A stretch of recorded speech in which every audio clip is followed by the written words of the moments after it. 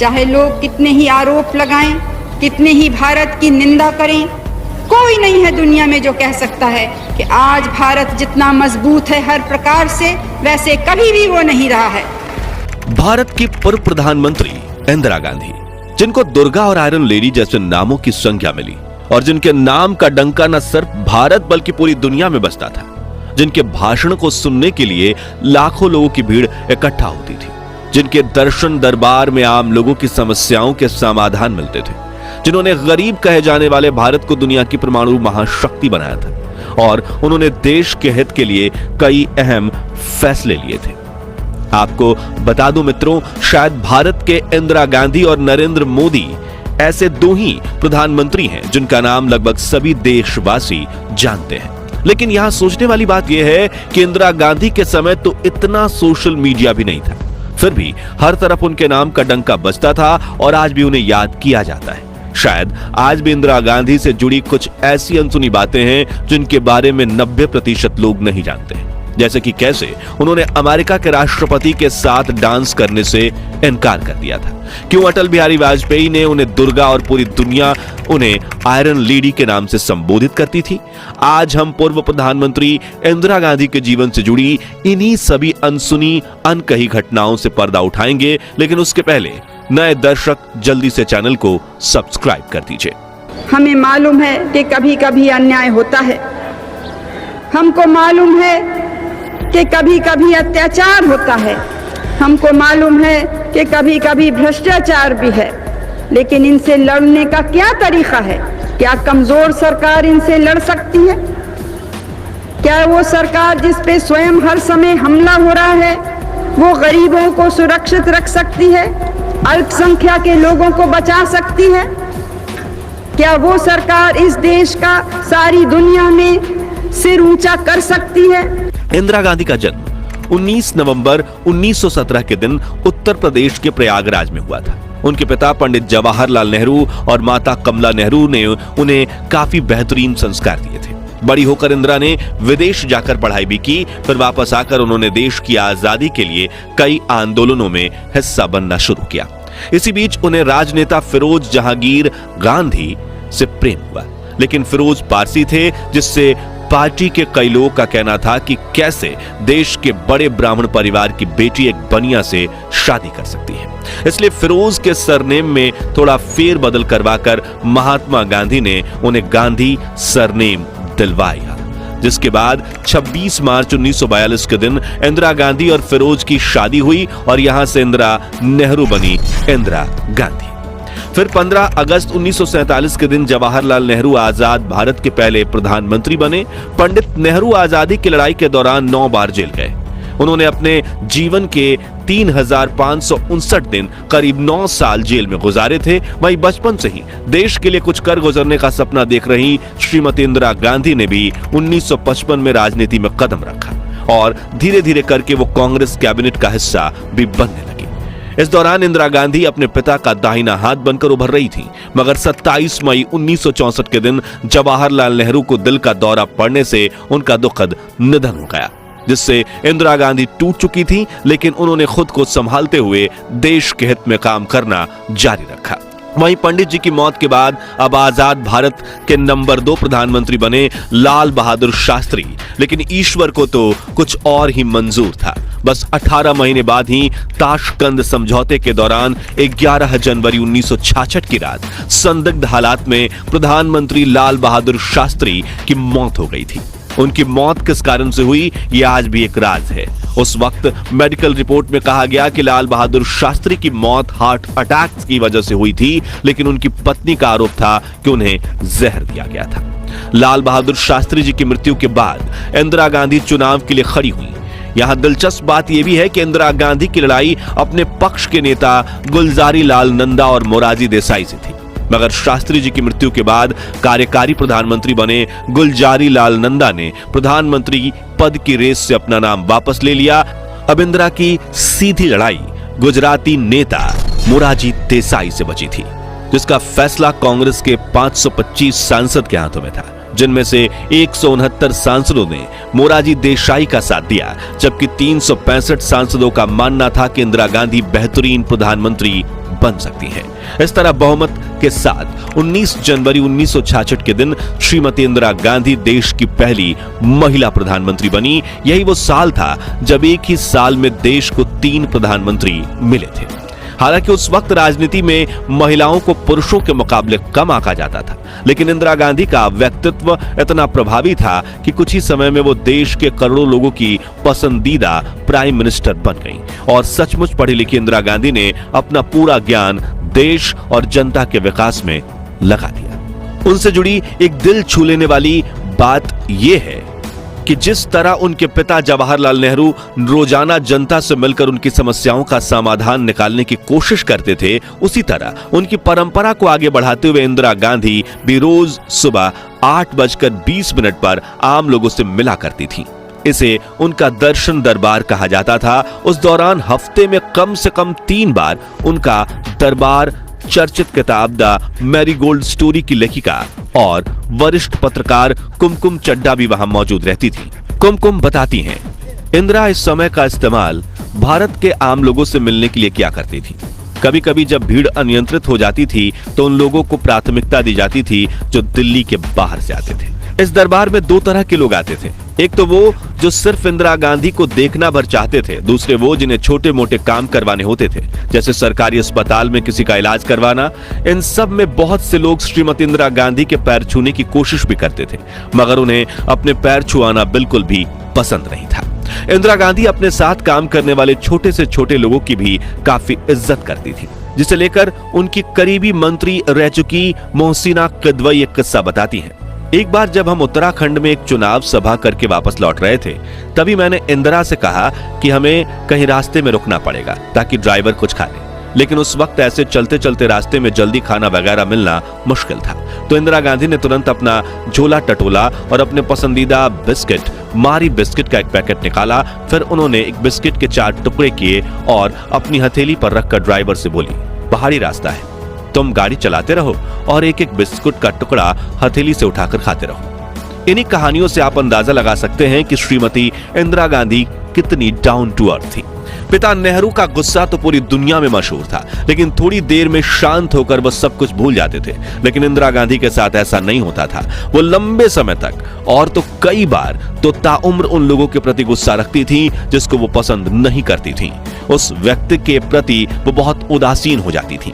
कहा जाता है कि जब भी सत्य का साथ देने की बात आती थी तो इंदिरा गांधी किसी से नहीं डरती थी और वो दूसरों से मिल रही निंदा का जवाब अपने अच्छे कार्यों से देती थी।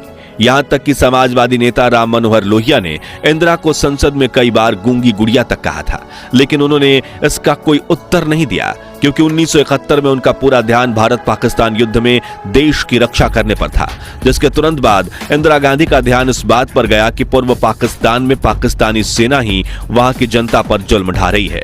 वहां जो लोग अलग देश की मांग कर रहे हैं उन्हें चुप कराने के लिए हत्याकांड किया जा रहा है। तभी उन्होंने बड़ा फैसला लेते हुए पाकिस्तानी सेना की तुलना हिटलर की आर्मी से की और दुनिया के सामने ईस्ट पाकिस्तान को आजादी दिलवाने की बात रखी। सभी वेस्टर्न कंट्रीज उनके इस फैसले के खिलाफ थीं, लेकिन पड़ोसी देश के लोगों को तड़पता हुआ देखकर इंदिरा गांधी से रहा नहीं गया और उन्होंने इंडियन आर्मी को पाकिस्तान में घुसकर बांग्लादेश की आजादी के लिए लड़ रहे मुक्ति वाहिनी का साथ देने का आदेश दिया, जिसके बाद 5 दिसंबर को भारतीय सेना पूर्वी पाकिस्तान में दुश्मनों पर टूट पड़ी और महज 11 दिनों में यानी 16 दिसंबर 1971 के दिन पाकिस्तान के 93,000 सैनिकों को सरेंडर करने पर मजबूर किया, जिसमें बंगाल की खाड़ी से किनारे बसा यह देश पाकिस्तान से अलग होकर बांग्लादेश नाम से एक आजाद राष्ट्र के रूप में उभर कर सामने आया। इस वक्त श्रीमती इंदिरा गांधी का नाम देश विदेश में हर जगह गूंज रहा था। कई लोगों ने उन्हें आयरन लेडी के नाम से पुकारना शुरू किया। खुद अटल बिहारी वाजपेयी जी ने भी उन्हें दुर्गा कहकर संबोधित किया, जिससे उनको गूंगी गुड़िया कहने वाली के जुबान पर ताला लग गया। भारत कोई 5 साल, 10 साल, 100 साल जीने का देश नहीं है। हजारों साल जीवित रहा है और हजारों साल और इसको जीवित रहना है। खैर, 70 के दशक में अमेरिका, चीन, जापान और कई वेस्टर्न कंट्रीज अपने पास परमाणु हथियार होने की धाक जमाती थीं और कई बार इन्हीं हथियारों के बल पर भारत की बात दबाने की कोशिश भी की गई थी। ऐसे में इंदिरा गांधी ने पर्दे के पीछे वैज्ञानिकों को न्यूक्लियर वेपन बनाने की अनुमति दे दी थी। दूसरी तरफ अमेरिका वियतनाम युद्ध में उलझा हुआ था। यहां भारत में परमाणु हथियार बनकर तैयार था और श्रीमती इंदिरा गांधी ने ऑपरेशन स्माइलिंग बुद्धा इनिशिएट कर दिया, जिसकी अमेरिका को कानो कान भनक तक नहीं लगी। इस ऑपरेशन के तहत हमारे वैज्ञानिकों ने 18 मई 1974 के दिन पोखरण में पहला सफल परमाणु परीक्षण किया था, जिसके बारे में पता लगते ही दुनिया की सभी महाशक्तियों के मुंह खुले के खुले रह गए थे, क्योंकि जिस भारत को वो गरीब राष्ट्र मानते थे वो अब परमाणु शक्ति संपन्न राष्ट्र बन चुका था। और इस परमाणु परीक्षण के बाद भारत की ओर किसी ने आंख उठाकर देखने की हिम्मत तक नहीं की। अन्याय के सामने आवाज उठाने में वो किसी से नहीं डरती थी और देशवासियों को भी हिम्मत देती थी।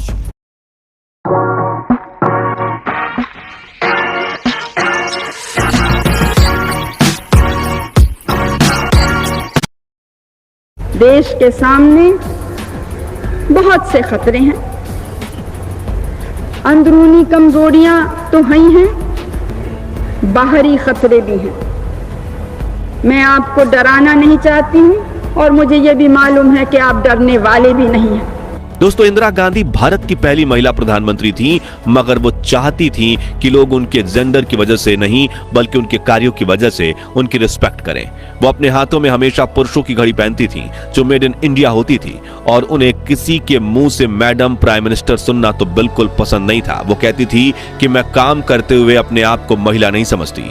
इसी से जुड़ा एक दिलचस्प किस्सा अमेरिका में भारत के राजदूत रह चुके BK नेहरू अपनी किताब नाइस गाइज फिनिश सेकंड में बताते हैं कि प्रधानमंत्री बनने के बाद मार्च 1966 में जब इंदिरा गांधी पहली बार अमेरिका आई, तब मुझे प्रेसिडेंट लिंडन जॉनसन के करीबी जैक वेलेंटी का फोन आया, जिन्होंने बताया कि हमने हाल ही में एक पत्रिका पढ़ा है कि इंदिरा गांधी को पसंद नहीं कि कोई उन्हें मैडम कहकर पुकारे।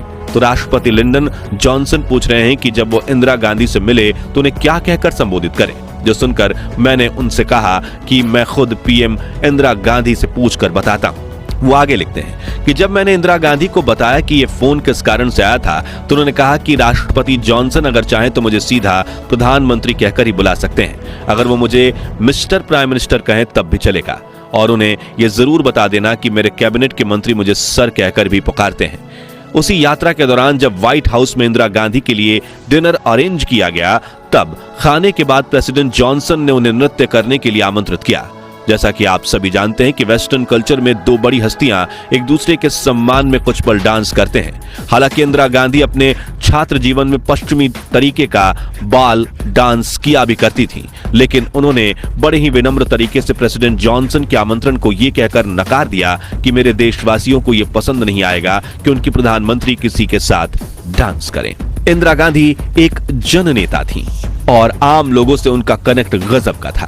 कांग्रेस नेता मोहसिना किदवई एक किस्सा सुनाती हैं। जब 1978 में आजमगढ़ उपचुनाव में उनका चुनाव प्रचार करने इंदिरा गांधी वहां गई थी, वो कहती हैं, उस जमाने में आजमगढ़ बहुत ही पिछड़ी हुई जगह थी और आज भी है, ना कोई रेस्तरां ना कोई खाने की जगह। मैंने इंदिरा जी के लिए सरकारी गेस्ट हाउस में कमरा बुक कराया था। जब हम वहां पहुंचे तो अटेंडेंट कमरा खोलने के लिए मना कर रहा था। उसने कहा कि यहाँ मंत्री जी ठहरेंगे, उनका हुक्म है कि कमरा किसी के लिए ना खोला जाए। वो कहती हैं कि जब कमरा खुलवाने की मेरी सारी कोशिशें नाकामयाब हो गई तो एक बार फिर से कहा, तुम्हें मालूम तो है मैं किसके रुकने के लिए कह रही हूं? वो बोला नहीं। जब मैंने कहा कि कार में इंदिरा गांधी बैठी हैं, जैसे उसने ये नाम सुना उसने लपक कर कमरे का दरवाजा खोला, मंत्री को एक भद्दी सी गाली दी और बोला नौकरी जाए तो जाए। इस तरह का प्यार था लोगों का इंदिरा गांधी के लिए। किसी कमरे से निकलने से पहले वो उस कमरे की लाइट जरूर ऑफ करती थी, वो भी अपने हाथों से। एक बार वो बाराबंकी की यात्रा पर थी, वो वॉशरूम में थी, तभी राष्ट्रपति फखरुद्दीन अली का फोन उनके लिए आया। उनके साथ गई मोहसिना किदवई ने दरवाजा खटखटाकर कहा कि उनके लिए राष्ट्रपति का फोन है। इंदिरा गांधी बाहर आई, लेकिन फोन लेने से पहले उन्होंने मोहसिना से कहा कि जाकर पहले वॉशरूम की लाइट बंद करें, जिसे वो जल्दी में बंद करना भूल गई हैं। मोहसिना कहती हैं कि मैं ये सुनकर स्तब्ध रह गई कि एक तरफ भारत का राष्ट्रपति टेलीफोन पर है और इंदिरा गांधी को चिंता है कि वॉशरूम की लाइट ऑफ हुई कि नहीं। श्रीमती इंदिरा गांधी ने अपने पहले कार्यकाल में प्रधानमंत्री पद संभालते समय सत्य और निष्ठा की शपथ ली थी, मगर साथियों वो दूसरी बार जब सत्ता में आई तो वो पूरी तरह से धार्मिक हो चली थी। दूसरी बार उन्होंने ईश्वर के नाम पर प्रधानमंत्री पद की शपथ ली। सन 1970 में अपनी हार के बाद उन्होंने बनारस के काशी विश्वनाथ मंदिर और संकट मोचन मंदिर में पूजा की।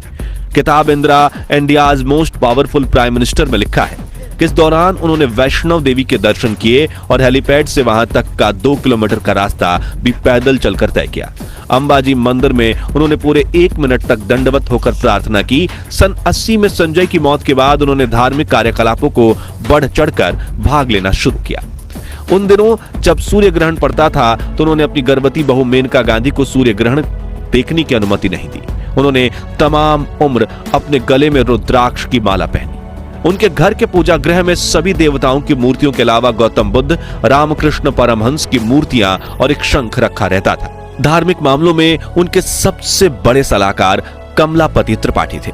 कुमकुम चड्ढा अपनी किताब द मैरीगोल्ड स्टोरी में लिखती हैं कि एक बार नवरात्रि के मौके पर वरिष्ठ कांग्रेस नेता कमलापति त्रिपाठी ने उनसे 9 बालिकाओं के पैर धोकर उनका पानी पी जाने के लिए कहा। उन्होंने सवाल पूछा कि इससे वो कहीं बीमार तो नहीं पड़ जाएंगी, लेकिन शुरू में झिझकने के बाद विदेश में पढ़ी और फ्रेंच बोलने वाली इंदिरा गांधी ने ये रस्म भी पूरी की।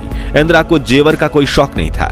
हाँ, वो हाथों में पुरुषों की घड़ी जरूर पहनती थी, वो भी सरकारी कंपनी की। उनकी भारतीयता उनके कपड़ों में साफ झलकती थी। मार्च 1982 में जब लंदन के फेस्टिवल ऑफ इंडिया का आयोजन किया गया और शुरू में राष्ट्रगान बजा तो उनकी दोस्त रही पुलुल चेकर ने नोट किया कि उनकी आंखें नम हो गई थी। वो अपने राजनीतिक प्रतिद्वंदी मोरारजी देसाई को वो हमेशा मोरारजी भाई कहकर संबोधित करती थी और जज जीवन राम को उन्होंने हमेशा बाबूजी कहा।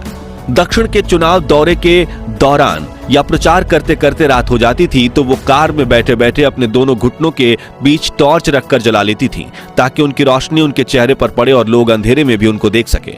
तो दोस्तों, आज के लिए बस इतना ही। मगर वो कौन सा कारण था जिसकी वजह से इंदिरा गांधी को इमरजेंसी लागू करनी पड़ी थी और क्यों की गई थी इंदिरा गांधी की हत्या? क्या वाकई में संजय गांधी ने अपनी मां इंदिरा गांधी को पार्टी में थप्पड़ मार दिया था या फिर सिर्फ विपक्ष की फैलाई यह एक अफवाह है? और क्या है संजय गांधी की मौत का सच? और क्यों संजय गांधी की मौत के सिर्फ 2 साल बाद ही इंदिरा ने अपनी बहू मेनका गांधी को घर से निकाल दिया था? अगर आप इन सवालों के जवाब चाहते हैं